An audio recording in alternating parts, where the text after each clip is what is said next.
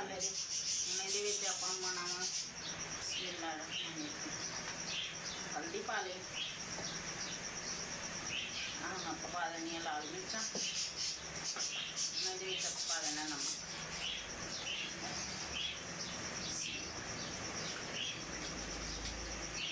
नमक पा के इन हम चंगी तरह आप भून लेना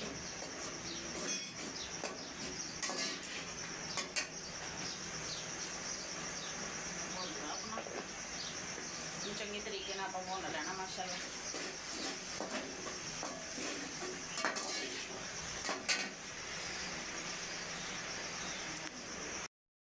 आप हम पा लेनी गोभी विच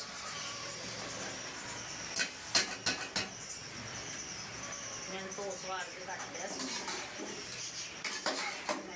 गोभी पा ली हिला लिया चंगी तरीके आप हिला लेना नाल ये आप आलू पा देना धो के ना तो पानी के विच कट्टे सी मैं इस तो के खा लेना पा लेना ना हम चंगी तरह आप हिला लेना हिला के हल्की अग से फिर आप रख देना पानी नहीं पाना ये हल्की अग से ना आप ही हो जाए नाले भुज जू तो नाल ही अपनी हल्की अग से ना बन